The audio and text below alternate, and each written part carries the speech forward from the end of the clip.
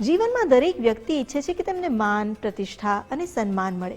પરંતુ શું તમે જાણો છો કે જ્યોતિષ શાસ્ત્રમાં વ્યક્તિના યશ, કીર્તિ, આત્મવિશ્વાસ અને સામાજિક પ્રતિષ્ઠાનો મુખ્ય કારક સૂર્યગ્રહ માનવામાં આવે છે?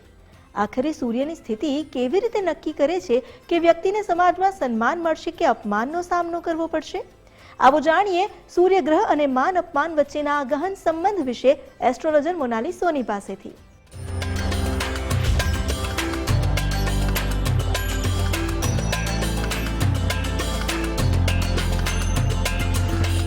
નમસ્કાર, આધ્યાત્મિક મહાશક્તિમાં હું મોનાલી સોની આપ સૌનું સ્વાગત કરું છું.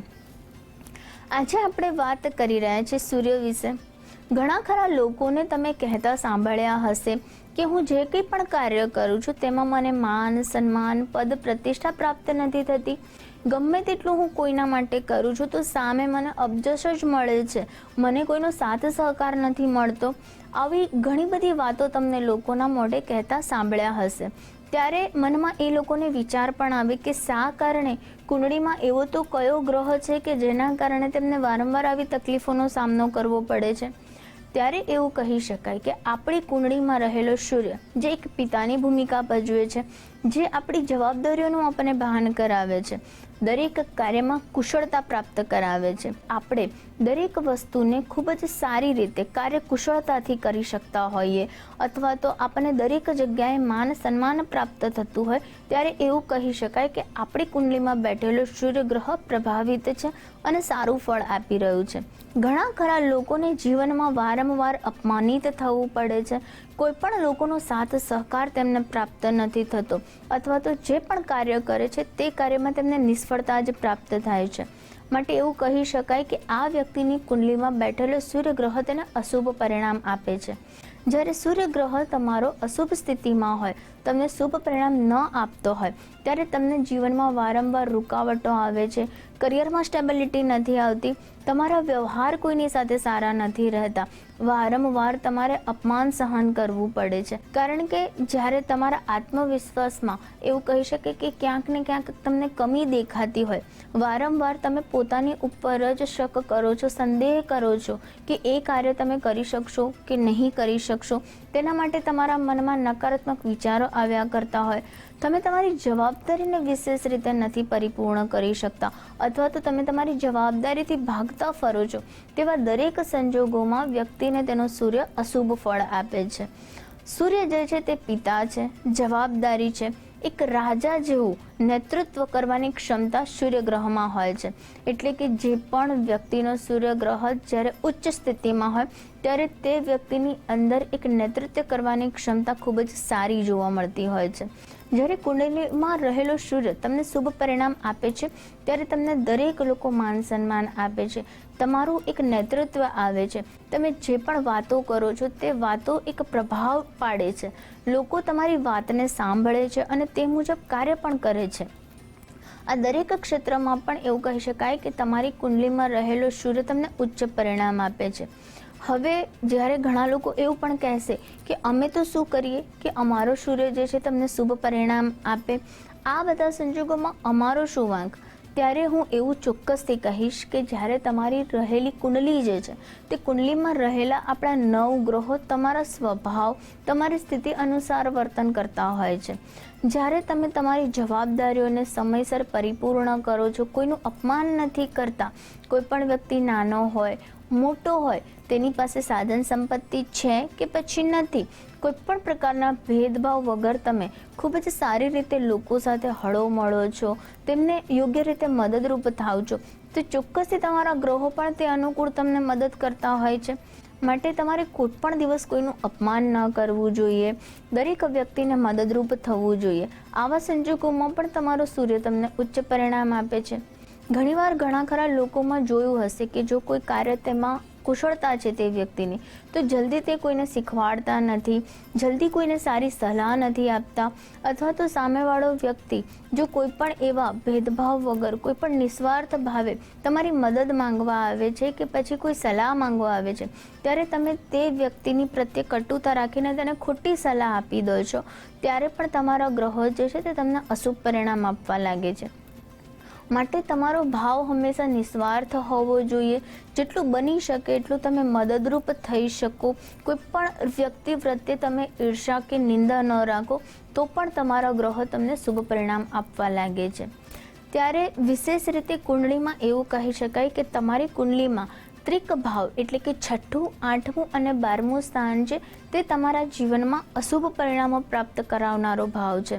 માટે જો તમારા ત્રિક સ્થાનમાં તમારી કુંડલીમાં જો સૂર્ય બેસી જાય છે તો ક્યાંક ને ક્યાંક તમારા દુશ્મનો વધી જાય છે, ક્યાંક ને ક્યાંક તમારે અપમાનિત થવું પડે છે. તમે જે પણ કાર્ય કરો છો તેનું તમને શુભ પરિણામ નથી મળતું, અપજશ મળે છે.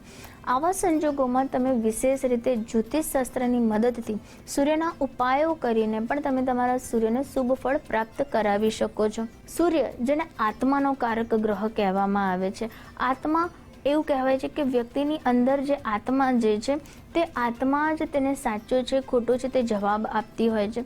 જ્યારે કોઈ વ્યક્તિ કોઈ ખોટું કામ કરે છે તો સર્વપ્રથમ તેને તેના મનથી એક અવાજ આવે છે જે તેની આત્માનો અવાજ છે કે ના, તું આ વસ્તુ ખોટું કરી રહ્યો છે, તું તે ના કર. આવો જવાબ તેની આત્મા આપે છે. તો જો વ્યક્તિની આત્મા શુદ્ધ છે એટલે કે તેનો સૂર્યગ્રહ પ્રબળ છે તો તે તેને ખોટું કામ કરતા અટકાવશે. પણ ઘણીવાર લોકો પોતાના મગજનું, પોતાના દિલનું નથી સાંભળતા હોતા અને કોઈના કહેવાથી કે કોઈનું જોઈને પણ ખોટા કાર્યોમાં ફસાઈ જાય છે. વારંવાર ખોટા કપટી કાર્યો જ કરતા રહે છે, કોઈની નિંદા કરતા રહે છે.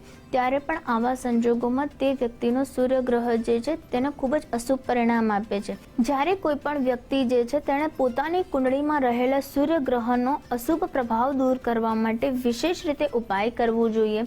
તમારે સમાજમાં માન સન્માન પ્રાપ્ત કરવું છે તો સૂર્યદેવને જ્યારે તમે તાંબાના લોટામાં જળ અર્ધ અર્પણ કરો છો ત્યારે તમારે તેમાં થોડી હલ્દી, થોડું કેસર અર્પણ કરીને સૂર્યદેવને અર્ધ અર્પણ કરવું જોઈએ. અને સૂર્યદેવનો મંત્ર ઓમ આદિત્યાય નમઃ મંત્રનો જાપ કરવો જોઈએ.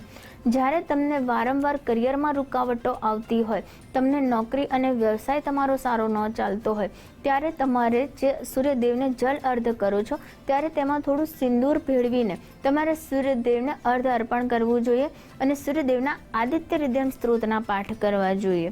તો તમને નોકરી અને કાર્યમાં સફળતા મળશે. જો કોઈ પણ વ્યક્તિને આરોગ્ય સંબંધિત કોઈકને કોઈક તકલીફ રહ્યા કરતી હોય, બીમારી તેનો પીછો ન છોડતી હોય, ત્યારે તેણે સૂર્યદેવને અર્ધ અર્પણ કરતી વખતે જલમાં થોડું કુમકુમ મિશ્રિત કરી દેવાનું છે અને સાથે સાથે ઓમ ભાસ્કરાય નમઃ મંત્રનો જાપ કરવાનો છે.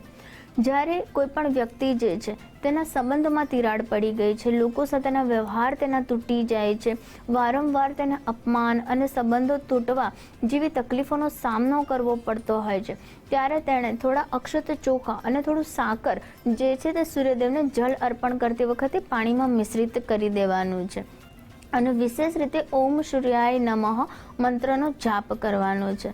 આ ઉપાય કરવાથી પણ વ્યક્તિને તમામ પ્રકારની તકલીફો દૂર થાય છે. તેની કુંડલીમાં રહેલો સૂર્ય જે છે તેને શુભ પરિણામ આપવા લાગે છે. તેના સંબંધો, વ્યવહારો, તેના કાર્યમાં સિદ્ધિ, કરિયરમાં સફળતા, તેના સારું આરોગ્ય વગેરે જેવા વિશેષ આશીર્વાદ સૂર્યદેવની કૃપાથી તેને પ્રાપ્ત થતા હોય છે. આ ઉપાય કરવાથી પણ તેને લાભ થાય છે. રવિવારના દિવસે તમારે થોડો ગોળ અને થોડો ઘઉં અને સાથે સાથે તાંબાનું દાન તમારે શિવ મંદિરમાં આપવું જોઈએ. અથવા તો તમે વિશેષ રીતે આ દાન કોઈ બ્રાહ્મણને પણ આપો છો અને ખાસ કરીને રવિવારના દિવસે તમે આ ઉપાય કરો છો તો ચોક્કસથી તમારી કુંડળીમાં રહેલો સૂર્ય તમને ખૂબ જ સારું ફળ આપે છે. તમારા પિતાની સેવા કરો, માતા પિતાની રિસ્પેક્ટ કરો, તેમના આશીર્વાદ નિયમિત તમે પ્રાપ્ત કરો અને સાથે સાથે તમારા પિતાના તરફથી મળેલું કોઈ પણ એક સોનાનું આભૂષણ તમે તમારી પાસે રાખો અથવા તો તેમની પહેરેલી કોઈ વીંટી પણ જો તમે પહેરો છો તો સૂર્યદેવના વિશેષ આશીર્વાદ તમને પ્રાપ્ત થવા લાગે છે અને તમે તમારા કરિયરમાં સફળતા પ્રાપ્ત કરવા લાગો છો. લોકો તમને માન સન્માન આપવા લાગે છે. તો વિશેષ રીતે આ બધા ઉપાયો કરીને પણ વ્યક્તિ પોતાની કુંડલીમાં રહેલો સૂર્યગ્રહ મજબૂત કરી શકે છે. તો આવી રીતે તમે તમારી કુંડલીમાં રહેલા સૂર્યને શુભ પરિણામ પ્રાપ્ત કરવા માટે જ્યોતિષ શાસ્ત્રની મદદથી વિશેષ ઉપાયો કરીને સૂર્યના આશીર્વાદ પ્રાપ્ત કરી શકો છો અને તમારા જીવનમાં પણ ઉન્નતિ પ્રાપ્ત કરી શકો છો. તે સાથે હું રજા લઉં છું. નમસ્કાર.